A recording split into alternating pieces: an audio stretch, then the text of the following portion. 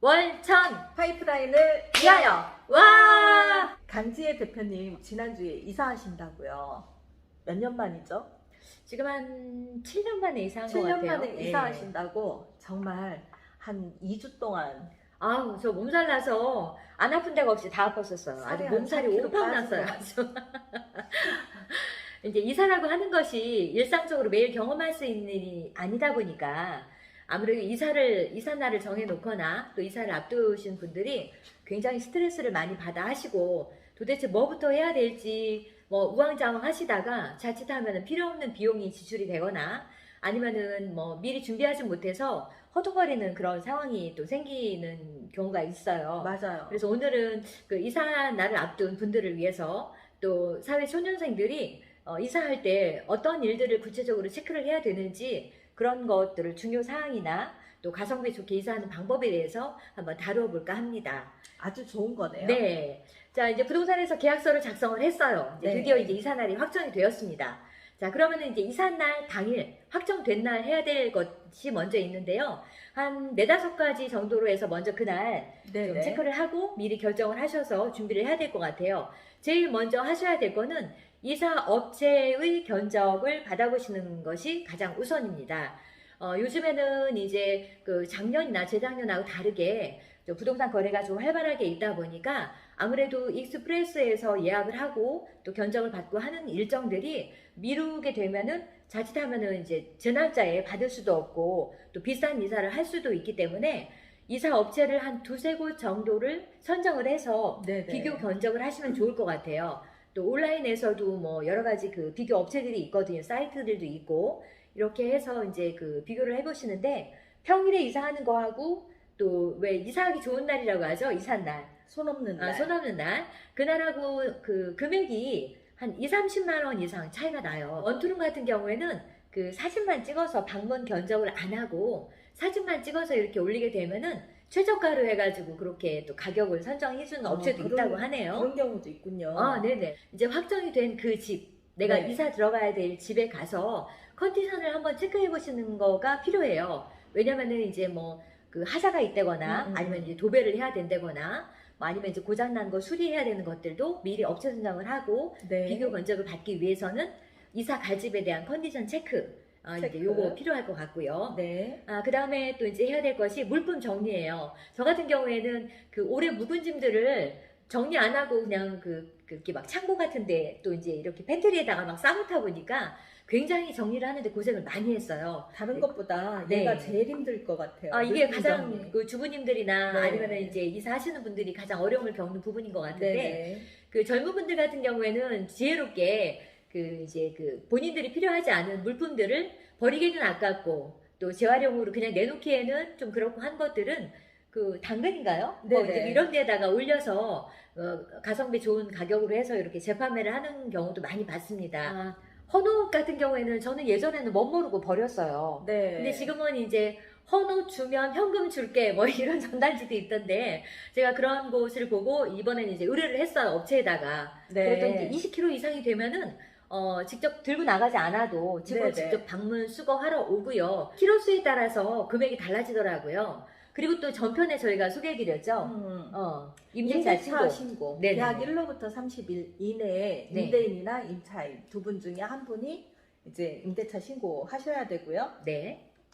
뭐 그리고 주민센터 뭐- 가셔서 방문 신고하셔도 되고 안내 드린 것처럼 국토부 온라인 신고도 가능하시고요. 네. 미신고 거짓 신고일 때는 과태료 4만 원에서 100만 원 꼭 챙겨서 신고하세요. 네. 자, 이렇게 이사 확정이 되면은 이렇게 한 5가지 정도 이렇게 체크하시면 좋고요. 네. 그다음에 이제 이사 일주 전에 또 준비하셔야 될 거 있잖아요. 이사 일주일 전에는 네네. 아이들이 있으면 이제 전학 신청을 해야 되는데 네. 전학 신청은 이제 이사 가야 되고 이사 가야 될 곳. 네네. 전입지. 네, 전입지 관할 해당 학교 가서 하시면 되고요. 네네. 그리고 뭐 우편물 같은 거 미리미리 이제 이전 이사 갈 신청. 집으로 이전 신청하시고 네. 그리고 뭐 세탁물 맡겨놓은 거 있으면 찾으시고요. 네. 그리고 가전 요즘은 TV가 굉장히 크잖아요. 그렇죠. 막 80인치 뭐 이렇게 되면 네. 이사업체에서 TV를 안 옮겨줘요. 그리고 왜 요즘 커브드 TV 네네, 나오잖아요. 그렇죠. 예, 예. 그거는 안 옮겨주니까 해당 가전업체에다가 미리 별도로 의뢰를 신고, 해서. 예. 예, 신청해서 하셔야 될 것 같아요. 에어컨 같은 경우에도 배관이 그 네, 뭐 네. 매다수에 따라서 이렇게 설치비가 또 별도로 추가가 되더라고요. 네, 이것도 한번 체크해 보셔야 될 그것도 것 하셔야 같아요. 될 것 같아요. 그 우편물 같은 경우에는 인터넷 우체국이나 KT 무빙 네. 그리고 금융 주소 한 번에 이 사이트를 이용을 하시게 되면은 한꺼번에 주소 전입, 우편물 수령지 변경이 되니까 이것도 한번 기억해 두셨다가 이용을 하시면 괜찮을 것 같아요. 네네. 네. 자, 그리고 이제 이사 3일 전이 되었습니다. 또 뭘 준비를 하셔야 되는지. 3일 전만 되면 있잖아요. 그날부터 잠이 안 옵니다. 안 오죠. 3일 전에 그러면 이제 뭘 해야 되느냐?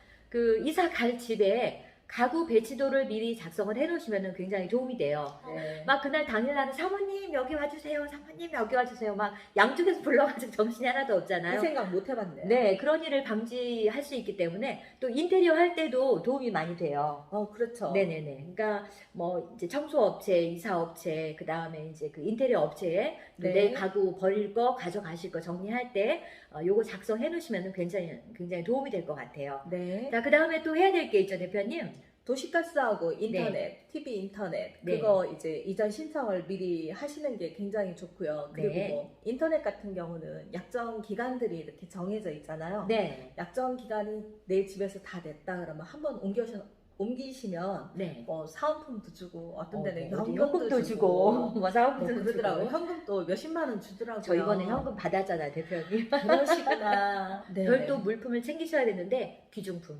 기준품. 보석, 시계, 그 다음에 뭐 등기 권리증 이런 필요한 서류들, 그 다음에 귀중품들, 그리고 또 하나 있잖아요. 인수인계 해야 될 물품들.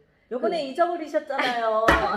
리모컨, 챙겨갖고 오시라니까. 리모컨 잃어버려가지고 개당 10,000원씩 해서 제가 4만원 벌금 냈습니다. 이사 전날입니다. 네. 자, 이제 두근두근 내일 이사를 가는 마지막 날인데요. 자, 해야 될 것도 있죠, 대표님? 그쵸. 뭐 저기 잔금 시간 네. 언제인지 다음날 시간이 언제인지 그것도 정해야 되고 네. 이사업체가 몇 시에 도착하시는지 그런 거. 네. 뭐 도시가스, TV나 인터넷 네. 방문 시간을 체크해 놓으셨다가요. 이제 차질 없이 진행이 되게 네. 만들어 주시고 그리고 관리소에 가셔가지고 관리비 정산 그거 하셔야 되잖아요. 네. 그리고 하마뜻하면 좀 빠뜨리는 게 장기수선 충당금. 네. 아파트 입주해 계시는 분들은 그거 이제 매달 내가 관리비 낼 때 조금씩 내게 돼 있거든요. 그렇죠. 나중에 나가실 때 임대인한테 받아갖고 가셔야 되니까. 그렇죠. 그거 그렇죠. 챙겨 놓으시고요. 네. 그리고 뭐 다른 거는 입주하실지. 그것도 있잖아, 대표님. 그 이렇게 왜 그 전세 보증금 받아가지고 나오시는 분들은 금액이 똑같으면 상관이 없는데 네. 뭐 예를 들어서 돈이 이렇게 나누어서 가는 경우가 있어요. 뭐 대출을 받으시는 경우나 그쵸? 아니면 이제 잔금을 보증금을 받아서 나누어야 되는 경우에는 이 금액이나 이런 필요 금액들을 미리 나누어서 그렇게 챙겨 놓으시면 도움이 많이 돼요. 지상에 차량 주차를 하는 아파트 단지들이 있어요. 있죠. 네, 그래서 관리소의 협조를 받아서 사다리차가 설치될 수 있도록 차량 이렇게 리본으로 이렇게 띠해서 빼달라고 해서 미리 하셔야죠. 협조 요청을 해주시면 좋고요. 네. 그 엘리베이터 사용하는 것도 미리 시간 예약을 하셔야 돼요. 그 입주 청소하는 비용이 꽤 많이 올랐더라고요, 대표님.